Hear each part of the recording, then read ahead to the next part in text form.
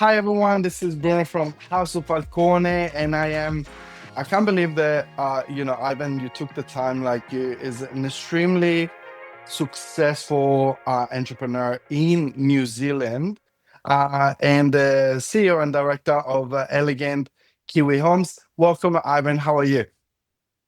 Thank you, Bruno. Likewise, it's a pleasure and honor to be um, to join your podcast. You're Uh, too good. You're too good to me. You're too in good. our circle, everybody looks up on you. We love your success story as well, coming from zero to hero. So everyone wants to emulate your success as well. I'm here because I love your story, and we have a lot of similarities in common. We sure do. We sure do. And I think, actually, this could be a very good place to start. The zero to hero. I think most people they just assume and they look at, like your success now. Like they look at Ivan today, and the amount of development that you do in New Zealand, and the success that you have within the industry. And most people they tend to think as a, I don't want to say an overnight success, but they think that it's sometimes they think it's very like achievable, or you're lucky for it, like it just happens, right? And Mhm. in my specific case, I can tell you that this is like the like year 10 of my journey. But from everyone else's perspective, that it seems like it just happened, like within the last year. But I want to know Mhm. about you, like, what do you have to what do you say about that person that that wants to emulate your success, like wants to get to where you are? um but how would you describe your journey? Like, how would you just describe when you started to where you are right now? Yeah, you're right. A lot of people who don't know me, who don't know my journey, thinks that I'm just one of a lucky guy where I am to reach where I am right now. But I'm telling you, success is 99, 99% hard work or perspiration. So let me rephrase that: 99% perspiration and Yeah, 1% inspiration or luck. Okay. I So see. it's I not, like it. success is not a product of pure luck. You work every day, everybody work hard for it. There's no Yeah. such thing as overnight success when you wake up one day, um, you're successful, or you just keep on wishing something will happen, that life will happen to you. But that's not the case. You make life happen for you and not life happen to you. That's those two are different things. Yeah. So when I started, just like any migrant story in New Zealand, I find it so difficult to assimilate in the country. It's a brand new environment for me. I couldn't get a job because in Philippines is patterned after American standard. In America, I can easily get a job using my resume. In New Zealand, my resume should be written specifically to what the job requires. And if the job doesn't need my MBA, doesn't need my CPA, then I have to remove it. So, whereas in America, I Oh, have I to see. brag and put everything in there, like Ivan Presquito, CPA, MBA, all those stuff, that all my degree. But New Zealand, being a small country, they're like, hey, you're too big for us. We're just a mom and dad business. So I find uh, I find it difficult to find a job at that time. And for people that don't know, because like you migrated from Philippines to New Philippines, Zealand. uh mm, when was that? Like 20 years ago? 2011. 11 years ago? Wow. Yeah, 2011. Yeah. So Yeah. I arrived February 1st, 2011. And then the biggest earthquake hits New Zealand February 11, 2011, in Wow. Christchurch. I was in Yeah. Hamilton, different city back then. And yeah, at that time I couldn't get a job. Then after a year, Christchurch started to rebuild, but no one wanted to live in Christchurch because the place is devastated.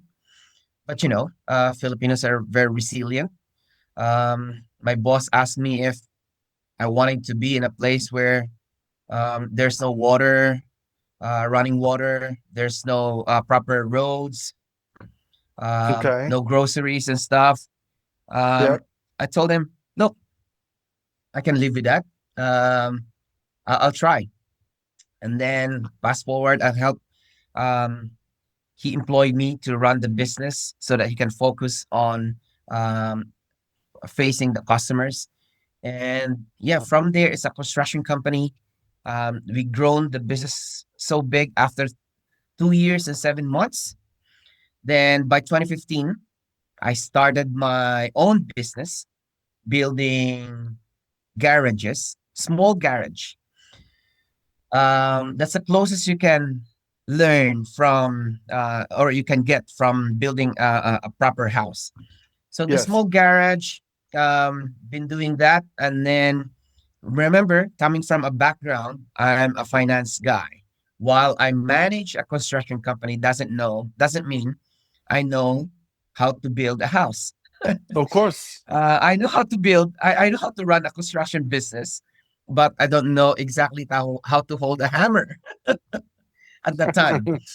So for some reason, long story, luck, or yeah, luck happens, wherein I need to be doing construction because at that time there's a lot of Filipino workers who run out of jobs. And I feel so sorry for them. So I'm like, okay, let me find some jobs from the construction companies. And then, true enough, one construction company is like, hey, I got some garage. Um, if you want, you can build. And I'm like, hey, I got 20 builders who are good builders. Yes, these boys can build it. But the problem is, one thing I learned about that business model where your staff are good with the technicals, and a business owner, you don't know technicals, you're just good at running the business. It doesn't work. So after less than a year of operation, I feel like I'm working for nothing. It's not making money at all. Hmm. And but I can see some potential in the construction. So what happened is I studied property. I studied like the property investment side of things, and I studied construction, like how to use nails, impact drills, Yourself? and all. No. Yes, I studied. I studied. So I forgot who I am. Like coming. Previously, I was one of those guys wearing nice suits, and then I exchanged that for a high vis and a hammer because I What? believe if yeah, people don't know that. No, Um, no, no, I didn't know. That's awesome.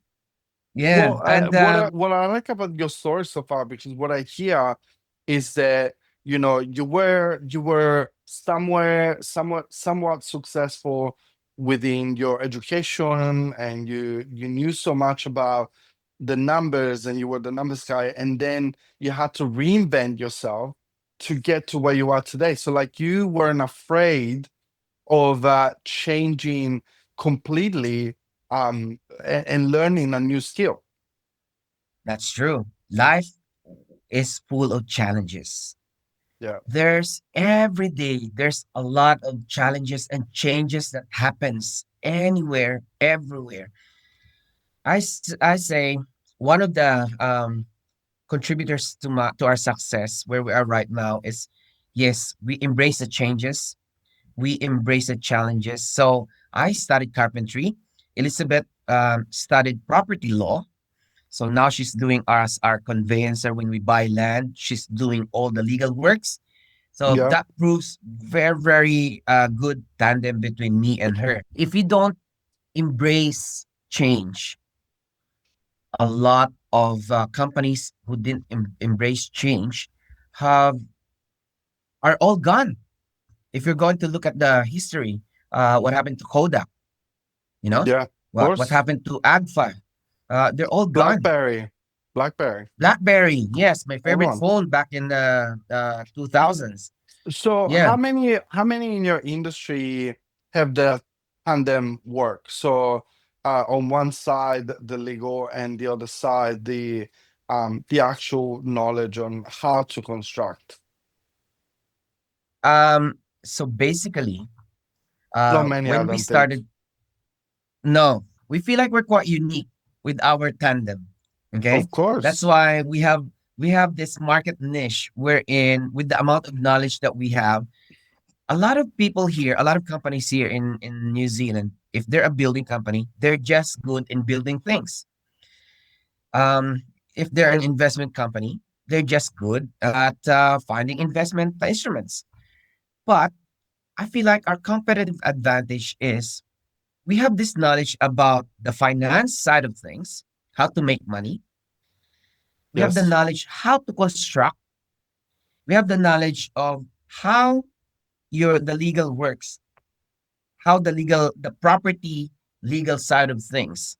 Because some properties require some legal side of things. Like if you have 1,000 square meters section, Elizabeth can go in and we can do subdivision. And then Yep. from the subdivision, say she split the section, the 1,000 square meter into three sections.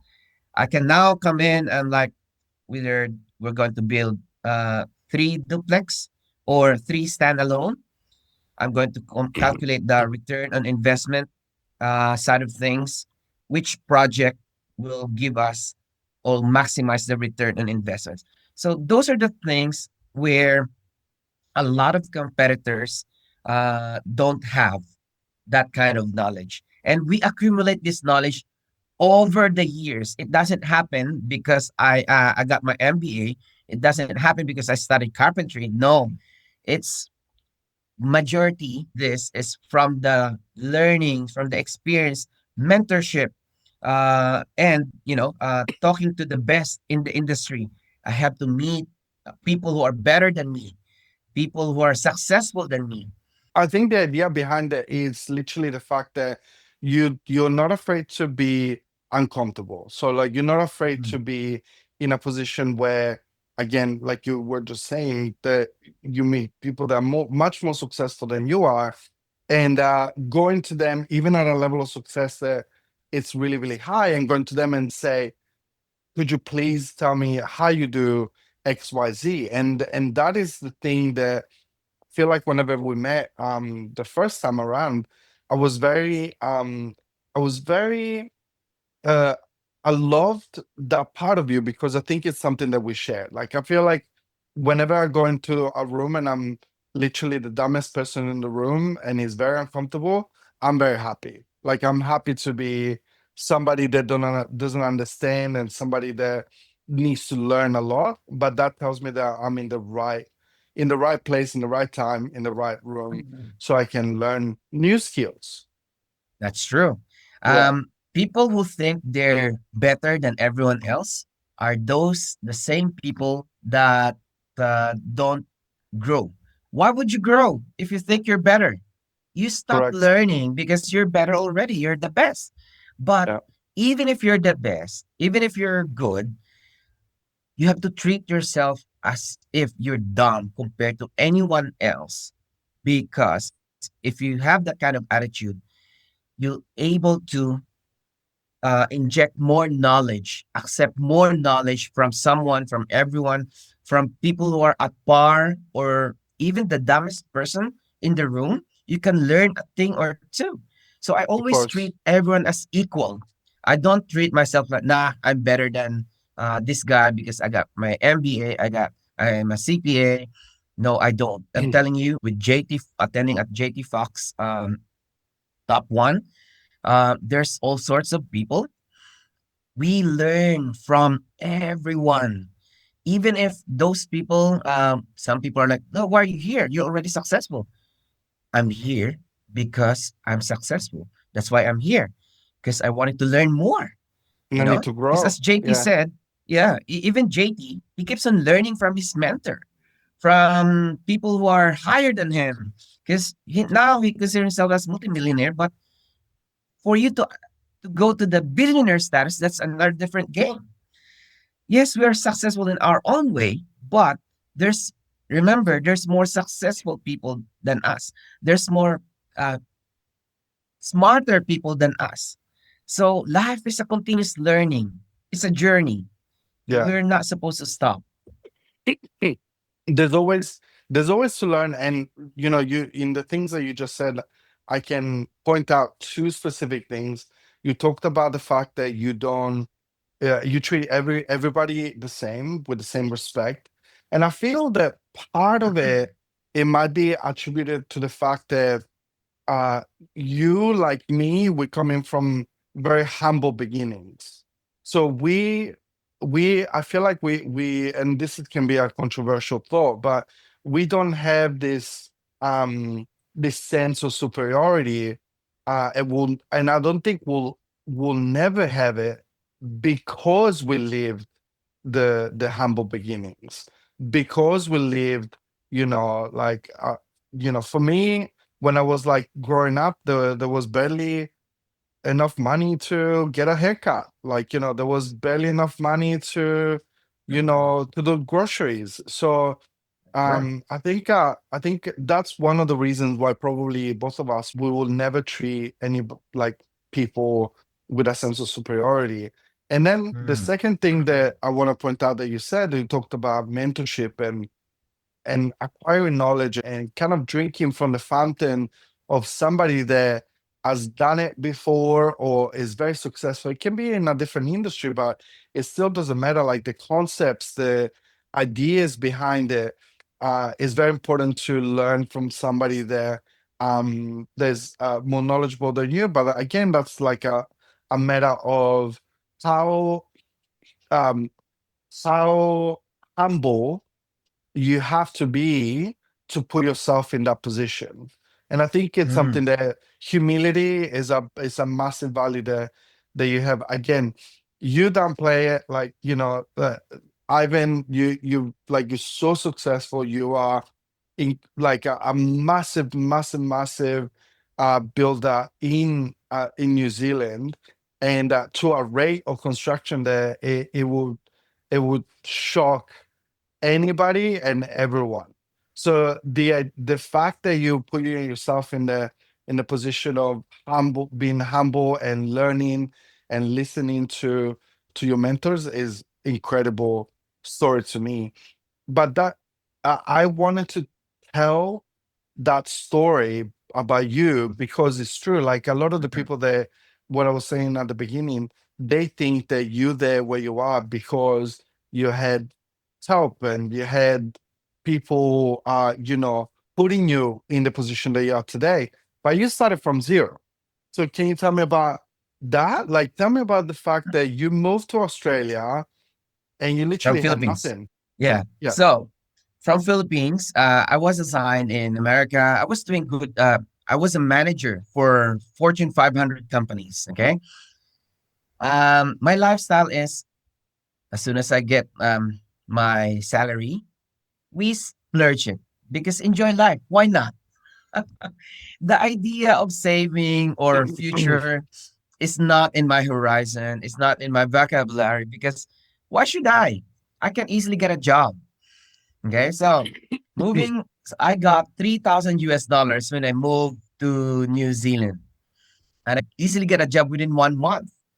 So the $3,000 should be enough. But then, to my surprise, first month wasn't able to get a job. Second month, none. Third month, my money is gone.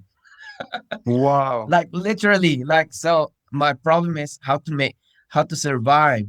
Um, I'm telling you, a lot of people don't know this. I have to work menial jobs just to get by. I have to wash dishes. I have to work as a typist at night I for a believe check it. clearing company. I have to do it just to get by, just to survive. And my best friend was so kind enough to not to charge me rent at the time. Those are the kind of things. And then another that life changing moment for us is I was so my lifestyle is in the morning. I go to the uni to study. We finish at around 5. And then by 6 p.m., I have to start my job in a restaurant, washing dishes. Restaurant closes at 10. Then I have to go back to the uni to the library and do my assignments.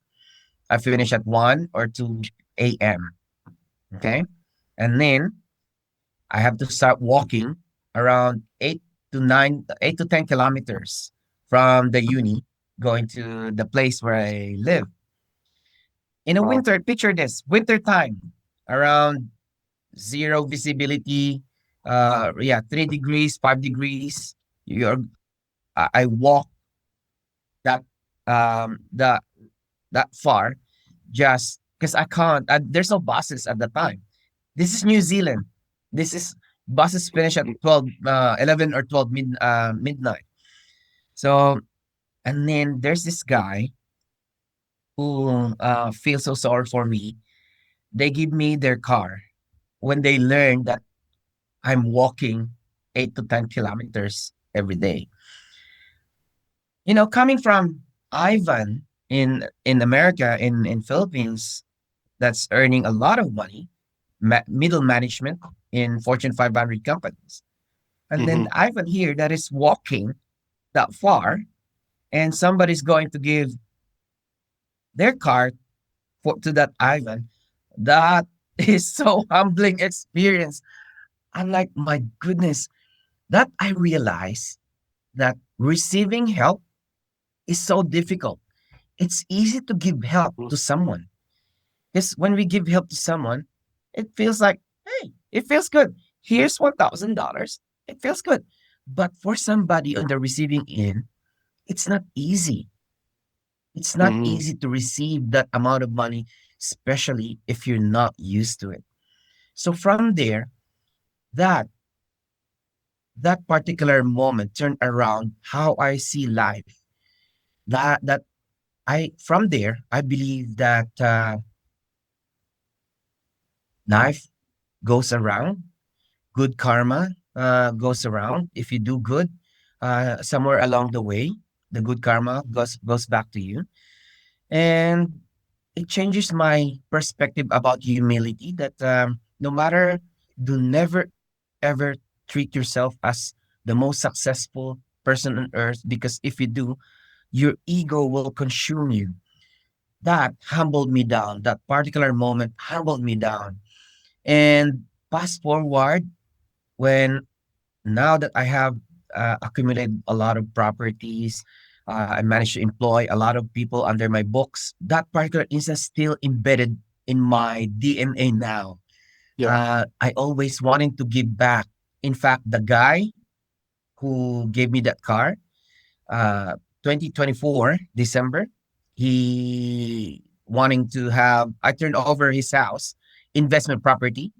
At the time, he's like, I'm short of around 50 grand. Can you please, is there something that you can do? I was like, look, 8 years, 9 years ago, you helped me with a car. Um, I'm going to help you now, no matter what it takes. So it feels so good that I managed to give that back in return. But it's doesn't, I mean, that humility in running the business, in dealing with other people in our day-to-day lives, it's always there. And I feel like it's good to have that kind of attitude towards everything, because as I said, if you don't treat yourself as the best person, you feel like a jar that is not full, then there's more space for you to take in your hearts and in your mind, spiritually, emotionally, everything follows, and life becomes so good. That's incredible. Yeah. I can't believe that that's a beautiful story, and thank you for sharing it, because obviously, again, a lot of people, they always assume, you know, they assume that like the success that you have is again given, and they assume that you had an easy road, but the reality is that you were walking for 9Ks every day. You were working like you were working right after uni. Um, uh, and that made a big difference for you because I feel like you're describing resilience, you're describing, um, do whatever it takes. And sometimes whenever people ask me about me, like one of the first things that I say, it is that, like I do whatever it takes. And Mm. sometimes like that is a lot of people they see um the bright lights and like the kind of like so cool, right? Like I'm going to London, I'm going to New York, I'm going to LA, but they don't see that sometimes I get a call on a Wednesday and by Friday I'm on a plane to get to LA. I stay there for 3 nights and then I'm back to Australia. So sometimes whatever it takes, it really means that you just have to just do it. Like that is one example, but the other example of whatever it takes, that this I never said this on camera, nobody ever heard this, not even within our community. The When I started House of Falcone, that was a few years ago, um I was working full time as a barista, making coffee in the morning. So I will wake up at 4 o'clock in the morning. I will start at 5, finish at Wow. 11. That's like an 8 hour shift, and or like 7 hour like full time shift, and then Mm. go home, have a shower, and then put on my suit of armor and work on my business. So that's how really House of Popcorn started, and that went on for almost 2 years, a year and a half. So, and Wow. before then, I went back to uni when I was a little bit old. I was like 30. I was 30 when I went back to uni. That was a moment where it was a very special moment in my life because that was the time that I stopped blaming why my life was the way it was to my beginning. I stopped blaming it to my Correct. parents, stop blaming to Mm-hmm. my upbringing, stop blaming Yeah. to the world, right? Like, and I Mm-hmm. start Mm-hmm. taking responsibility. It's like, Mm-hmm. this is my fault. If Correct. I'm where I am now, is my fault. So then Yep. I went back to uni. I was working full time, and I still remember like my uni schedule was like from 8 a.m. to 8 p.m. on a Wednesday, and I did the summer semester. So I finished my degree within 2 years instead of three.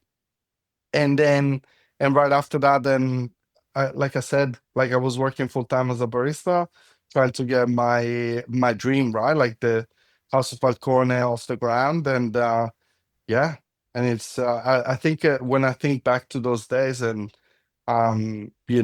it's definitely rewarding to see like how both of us really were like so resilient, and this is what we are now because of that strength, right? Where did you find that strength for yourself? Like where did it came from? Like what do you think is the driving force for you? I think just we two have a lot of common, as I said. So, um, growing up, life is not easy. Hence, I have this drive, this passion, to strive to succeed. Just like you, I believe that if you were born poor, it's not your fault. But if you die poor, that is your fault. Yeah. So with that mindset, there's nothing to lose. If I'm going to do my best, strive harder to excel in life. I think having nothing, growing up with nothing, is a good thing because life will teach you the ethics, the values, how to appreciate little things. Because if I don't, I'm so glad that I did. If I don't, and suddenly all this wealth have come into my plate, I wouldn't be able to handle it really, really well. So I think the drive there initially was for me to show and prove myself, my mom, my siblings, that we can do this. I can do it. And then eventually, when I had my wife and my kids, my it shifted towards the reasons shifted towards them. Like, I'm going to do this for my wife, for my kids, and then after I provided my target for my wife, my kids. Now let's do this for the community, for the people who supported me, for the people who supported our business, for the people who brought us to where we are right now. Because you cannot achieve success by yourself alone. There are people out there, the community out there, who supported you, who patronized your business, who followed you, and promoted you to be where you are right now. And now we're doing a lot of things to give back to the community. Like, we're building a house, and then the profit will go towards St. John, the ambulance here in New Zealand. I think in Israel I've seen one. Uh, the ambulance, if you call 911, 111 here, um, it's not a government funded ambulance. I was so Okay. surprised with that.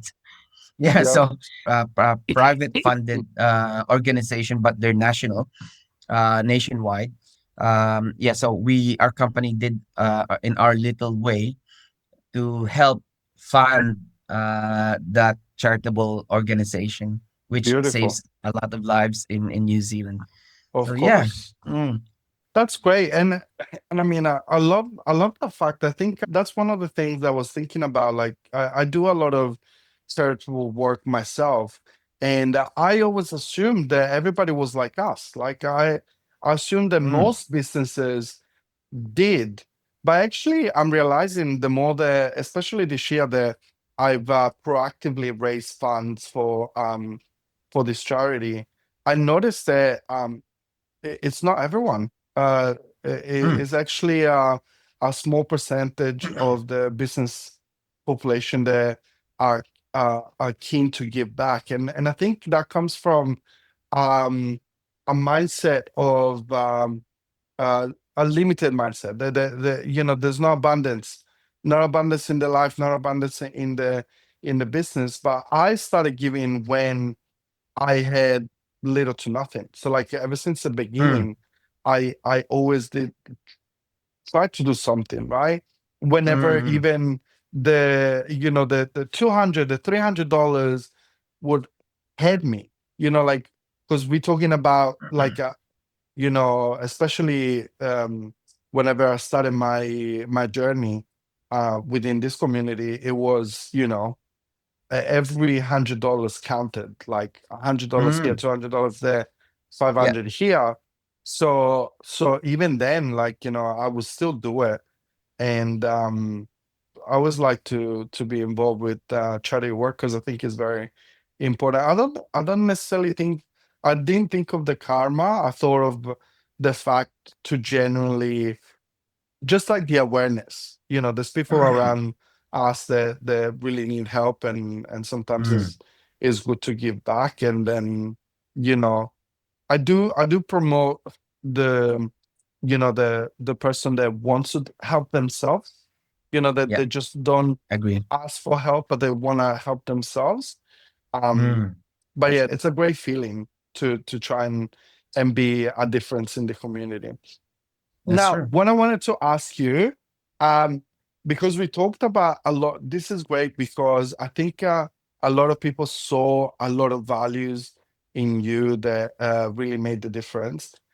What I wanted to ask you is uh, how, like, switching to like your professional knowledge, let's assume that there's a 40-year-old or like a middle-aged couple, they're working hard and they struggle to get themselves into an investment situation where they can start living in a small way like the life that you are living. Mm, So what would it be like a suggestion or like a few advice that you can give to that couple? Like they can be business owners, they already own a business, and they, especially within our circle, there's a lot of those entrepreneurs. Or it can Mhm. be really somebody that's working middle Mhm. management, or someone that it's it could be ready to invest,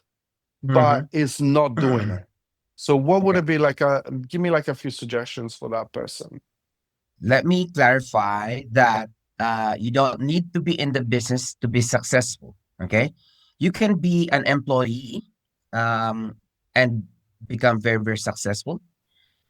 Business is a guaranteed to success. However, um, the difference between success and people who don't are not successful is these people who are successful takes the risk. Okay, there's like a thin borderline between not taking the risk and taking the risk.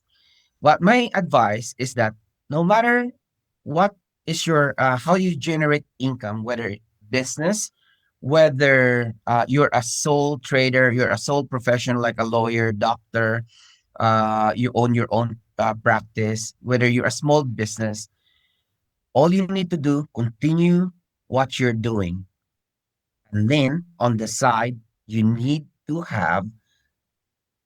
use leverage in order for your money to work hard for you. So you're working, one hat is you're working, and then another hat here is your money working for you. And that can only be achieved through investments. There are different types of investments with which I, me and my wife have ventured. We put our money in Bitcoin, we put in our money in gold, silver, we put our money in stocks, we put our money in property. And of course, the reason why we did this so that we'll be able to um, not only learn from theoretical standpoint, but experience whether hey stocks made more money, whether gold made more money, and all those sorts. We wanted to be able to teach people around us which investment instruments is better. So for us, based on experience and theoretical standpoint, property still is the safest and uh, good investment instrument. Reason for that is all you have to do is use leveraging. Property is the only investment where you can do leveraging. Leveraging, for some people don't know the technical term leveraging is say you have 100,000. If you can buy 1 million worth of property by using 100,000 to leverage 100,000 to buy the 1 million property. Okay. If you buy gold using 100,000, that's 100,000 worth of gold. Okay. You have 100,000, you buy stocks. You have 100,000 worth of stocks. But with property, you can leverage using 100,000 and buy a $1 million worth of property. Isn't that great? Now, Amazing.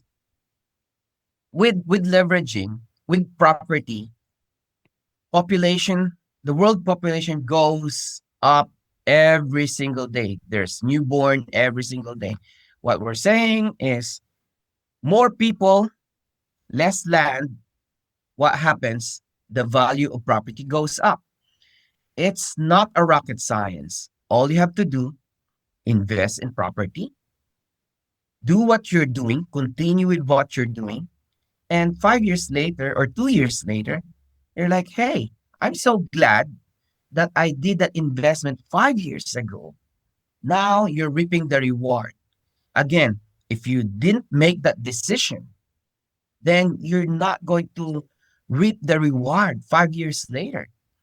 So I guess that's always my advice for people around me if they wanting to, because with what we're doing, even me, with my business, I don't want to be doing this forever. I don't want to be doing this when I'm 70 years old. I wanted Mhm. to retire, enjoy life, just like everyone else. No matter how successful you are as a doctor, no matter how successful you are as a lawyer or as an entrepreneur, at some point in our life, we still wanting to enjoy life. And by doing that, you can only guarantee your future if you do that crucial decision now. That's why when they say time is gold, yes, indeed, time is gold. Time is money because if you waste that time, when you reach around 55, 60 years old, the bank will stop lending you money. So there you Correct. go. If you're 40, if you didn't make the decision when you were 40, when you reach 55, 60, when the bank stops lending you money, hey, it's too late for you. You can't do leveraging by then. Yeah. So I guess that's something that I can share to everyone. I think that's very important to know. And one of the things that, for example, 'cause I do some investing myself. Some of the things that I always suggest to anybody that is trying to get in within the investment market is, and you tell me because obviously you're the expert. Tell me if that's a good sounds advice. Uh, check the market, see what you can afford, and just jump into the market. So see what can you afford and just get something. It doesn't have to be like your ideal investment, like from the get-go. I know that Okay. I literally my first property was just a unit. Like and that was because Mm-hmm. that's what I could afford at the time. And it was even a Okay. stretch for me. It was like I remember there was like it was Mm-hmm. a 27,000 dollar deposit. So that was like a 5%. Mm-hmm. And Mm-hmm. then it was I think it was like 20, the 5% was something like 23,000. And then Mm-hmm. the lending where they charge back the LMI. It was Mm-hmm. the mortgage insurance. And there was a $5,000 that I didn't have. That it was settlement day and they said I need 5 grand, an extra 5 grand. Uh-huh. You're missing 5,000 for you from your account. And I Mm. still remember to this day, like it was stretched for me at the time, but that was Right. the beginning of my journey. Because after that, Yeah. we leveraged that property into the second one, and then we Mm-hmm. leveraged the two properties into the third one, and so Yeah. on. So I think uh my suggestion is jump into the market with what you have and what you can afford. But what do you think Okay. about it? Okay. So my brain works differently. Okay. That's why your approach is similar, pretty much what I did when during the time when the Ivan version 1.0, doesn't know anything about property investments. I'm like, I just buy what I can afford. Okay. I like However, it. when the Ivan version 2.0 is thinks differently now. I look into property. I don't care how much. What I do is I check the return on investments. Okay. Uh-huh. ROI makes a lot of difference. What's the point of buying a property and yet you don't make money out of it? Right. So the first step is for me to work out the ROI. What am I going to make? Is the property going up in value? If the answer is yes, yes, yes, the last of my concern is how can I afford it? Okay. How can you afford it? There's a lot of ways. Like in Mm-hmm. our business circle, how you've experienced and we've being taught how to buy a business without you having money. You know, Mm-hmm. having the money is not really should be your list of your concern. The most concern would be how am I going to make money out of this property? Because by doing that, if you have that mindset, it will open a lot of opportunities for you. The moment you limit yourself, like I'll just find 500,000 worth of property. Mm-hmm. But the 500,000 property, there's not just There's a lot of you looking for the affordable properties. And there's a reason why it's cheap. Because if it's not, I'm telling you, there's a reason why it's cheap. And most of them, unfortunately, doesn't good return on investments. Okay. Because if it does, people like me and others would have snatched them, right? Yes. Therefore, never ever go. My advice, not my advice, me personally, I will never look at the cheapest that I can afford. So I always go. If you remove that mentality, just look for the ROI. Forget about the price. Sometimes it can be a 1 million, 2 million. I don't care. It, I'll tell you a story, true story. At some point in my life, my mindset was, what can I afford? And then here comes a property selling for 1.2 million, 20,000 square meter. Okay.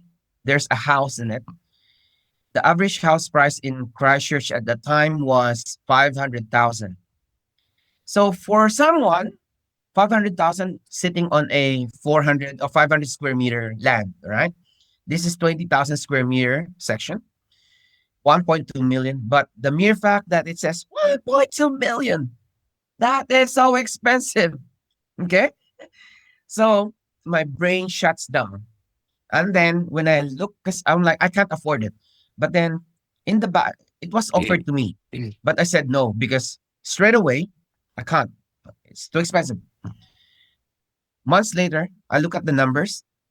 Geez, 1.2 million. If I carve out the existing house, even if I put 1,000 square meters with that house, I can still sell the house for 500,000.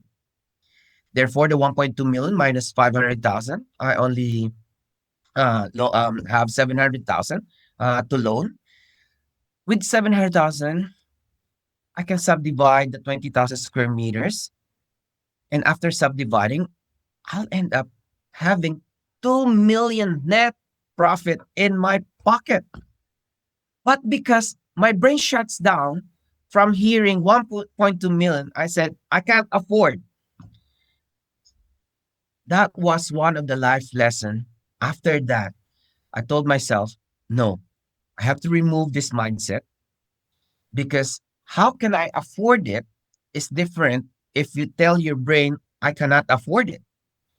So from then on, my brain works in such a way where I look at the deals, the opportunity, and then work on the ROI. And the last question I'm going to ask would be, how can I afford it? How can you afford? There's a lot of answers out there. You can pair with other friend if you can't person afford it. You can borrow from second tier lender. There's a lot of ways.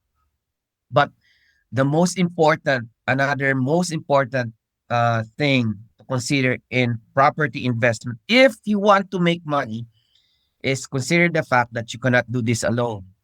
You need to have a guidance of a good accountant. You need to have a guidance of a good lawyer.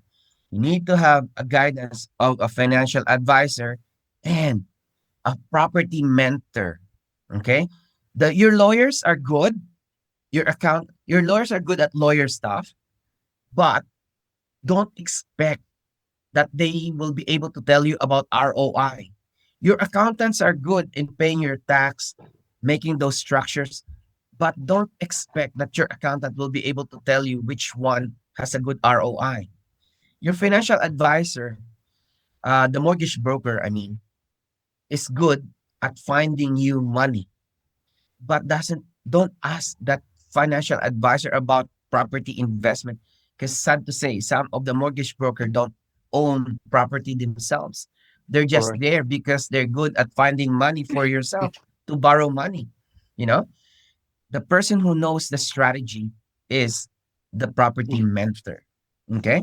The person who's done that, been there, done that. And that's what you're doing right now. So right now you Yep. go, this is what, which is great. And I feel like this is another way for you to give back to the community.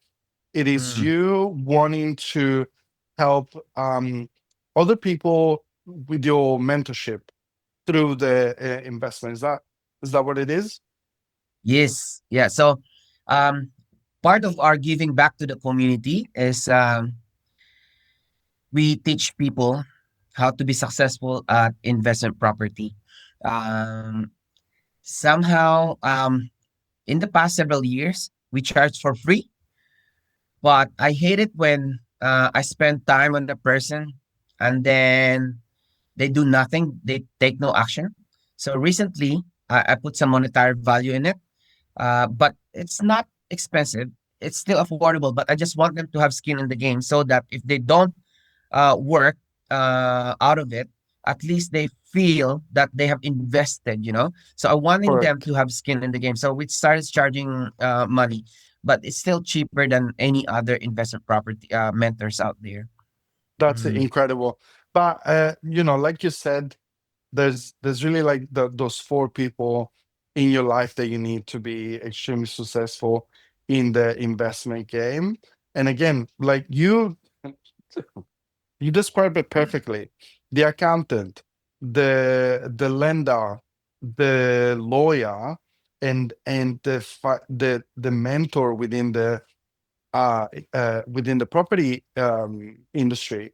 It's the is actually the perfect dream team that's gonna take you where you that's need to correct. be. And you said it so well because whenever you go to like events and you hear public speaking, you've seen like all of these videos online and they talk about, oh, you need to surround yourself from people that can help you and the team and everything. You said it right now, exactly what it needs to be. It is four figures that you need in your life, and those four figures are gonna take you to incredibly massive heights. And look, I think the next thing that I wanted to ask you, just to because I know I'm aware that like I'm taking a lot of your time. Uh, One thing I wanted to ask you is, we met, and obviously we what's it called? We struck awesome relationship. We literally live in two different countries, and what made you say yes, I guess, to your tailor to have an interview like today? Um, okay. Over the years, I come to realize that doing business is not just about making money.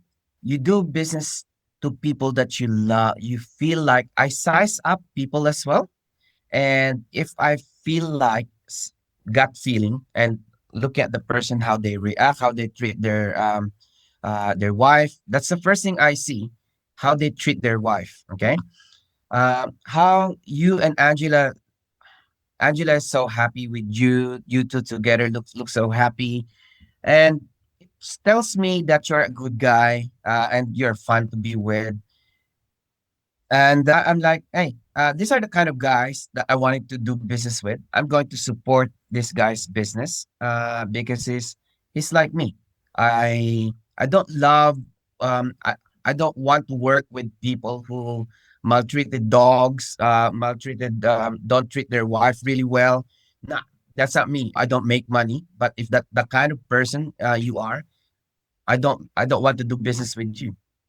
So, um, with you, you're personable. Uh, you you you're so humble, and I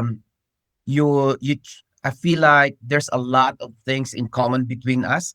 Hence, without a doubt, I'm in. Make my suit. At the time, I didn't know because I was away. I mean, you make my measurement. Normally, the tailors would take their measurement, and if there's something wrong, once they finish the halfway finish the suit, they'll go back again and remeasure to make sure that it fits properly. My one is like a leap of faith. Like he's a good guy, personable, and I feel like if something turns bad, doesn't come out perfectly, I'm pretty sure you will do the right thing and do the extra mile to do the right thing no matter what it takes. So with that, yeah, I'm like, I'll do business with you. But then what Mhm. happened? You needed to go to Europe. I still remember it. And Yeah. it was literally you receive everything a week before. And what Yeah. happened? You put it on? Was it how was it? Yeah. So I put it on. I'm like, my goodness, did Bruno like, it fits really well. It fits perfectly that I wanting to bring it to Europe so that I can. The idea is for me to take photo on top of the highest peak in Europe, the Jungfrau mountain, and wear the suit. I But love then it. something I love it. happened along the way. Yeah, but we will do it again. Yeah, but yeah, brought literally. It's my luggage was so heavy because of that suit. I brought two of them. Two Yeah, of but them, it you was had the fun. job. I think that's the thing that happened. To put things in context, I measured you in LA. Like for anybody that's Mm, listening to this, measured you in LA in 10 spare minutes that we had. So it wasn't mm, even a proper, like a session, like, like an hour, two correct. hours. It was like 10 Yeah, minutes, measured you up, and then done. a few weeks later you had all of your clothes in New Zealand. And Yeah, yeah, and they fit it perfectly. Like I do like the story because I think within my industry, I know for a fact that this doesn't happen yes. super often. So I'm very, very happy that this happened with you. And I guess the other thing that I wanted to ask you is why do you think, because obviously we work together, but why do you think dressing well impacts your personal brand? Like Right. what is behind the dressing well? What are the superpowers that come with dressing well in a room where people don't know you? Right. Okay. So in Philippines, the Philippine Marine has this saying: "Look good, feel good, and you do good." Okay. That means when you dress well, you think and act well, and you do well. I'm like, that's true. Because if I dress casually, my body follows how I dress. Like I talk so casual, I walk so casual. But if I'm prim and proper, I think properly, and I think all that I'm talking is on and thinking is on a business sense and business perspective, which is great. So I feel like I embedded that mindset into my DNA. Look good, you feel good, and you do good. So I love dressing it. for success is not only for your outside personality so that people appreciate you. No, that's just secondarily. You're doing a service for yourself if you look good because your body feels good about it. And then the byproduct of that is for people to appreciate you, but you're not dressing to impress other people. That's the main thing. You're dressing to love yourself, to show love and care for yourself. Wow. That I couldn't have said it in better words. That's very, very beautiful. But and in the rooms that you walk in, I feel like the people, they can see through like your humility, they can see through your energy, they can see through your success. They see all that you represent and all the person that you are, and you're an incredible human being to be around, and you got this very, like, you just feel good whenever somebody's around you, like they always feel amazing. And I think part of it is literally the way that you introduce yourself. You're not afraid to show people who you are on the inside. I think Mm. you're very authentic. You're very, like, you're putting down your walls. You're very authentic. You're showing everyone who you are. And I think the way that we start you together, like the way that you dress, is again, we talked about byproducts before. This is a byproduct of who you are. So you're Mm-hmm. not changing. Because of how you dress, Mm. that is a way to show who you are on the inside. I True. honestly believe Yeah. that. Like, Mm. what do you think? Do you think that That's a way for you to show. Perfectly right. Yeah. Because sometimes, I, honestly, I can buy the most expensive suit. I can afford it. But why would I do that? Just for the brand? No, because I wanted to impress other people. No, I wanted to buy a suit that fits me really well. Like this shirt, for example, feels so good. I'm like, I need to order more. It hugs my body. You know, if I'm going to buy a branded one, yeah, it's not as comfortable as this. Yes, I have that big logo that people like, oh shit, you can afford that expensive stuff. That is impressing other people, but not loving yourself. But I love the fact that I'm dressing well on the clothes that I'm comfortable with, that I feel good, I look good. And if people appreciates that, hey, thank you. That's a byproduct. I love it. I love it, man. Look, you be so sorry for this. I've That's been all being right. a little bit crooked. That's all right. Ivan, you've been an in, incredible person. You are a true gentleman. Thank you for sharing a lot of your knowledge within the property space. I think this is going to be very important for a lot of people that probably think like me, like buy what you can afford. And then Hmm. today you told me about ROI and look at Yes. look at that as a first and most Mm-hmm. important thing. And I I promise you, like today was an educational piece for me because I think that's gonna change drastically the way I see things. So I think I thank you for that. I thank you for sharing your beginnings, like and show people that no matter where, no matter from where you start, from no matter where you are, if you have if you want to achieve it, you will. And sometimes Mm. it might take walking 8 kilometers in a 3-degree weather to really achieve your dream. So I think it is incredible that you share with us like all of these stories, and it's incredible to hear that like you as a person, but really as a company, you are there, like you have very strong values. You want to give back to the community. You're there to mentor all of these new people that want to get within the investment game. You are a person, an um, uh, incredibly great person that understands that humility and being humble is very, very important. And I, Mm. honest to God, I cannot wait to see the next chapter of your life, and I really wish I'll be part of it. So, thank you so much. Thank you so much, Welcome. Ivan. You've been incredible. If anybody wants to reach out to you, would they do that directly, just with your social media or on your Yeah, social website? media or they can website is fine, or they can email at inquiries@ekh.co.nz. And yeah, you personally, if you want to learn more about property, don't be a stranger.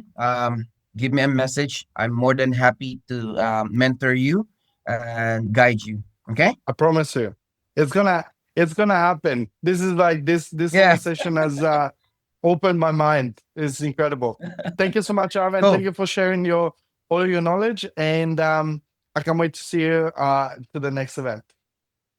Welcome, Bruno. Likewise, it's an honor to be here.